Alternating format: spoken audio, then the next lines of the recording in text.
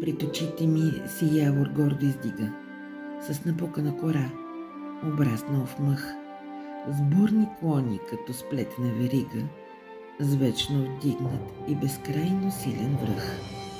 Може в този връх мъглата да е спряла, може този връх съвсем и да е сам.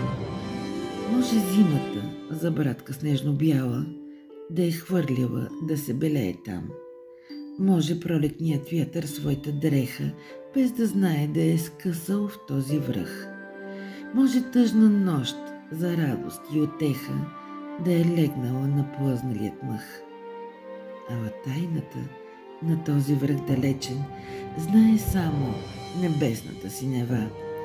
И години той, вълшебен, горд и вечен, ще шуми далеч над моята глава. Как мечтая да узная тази тайна, победителка да чувствам, че съм аз. Върховете толкова чужди и незнайни, да са мои някой час.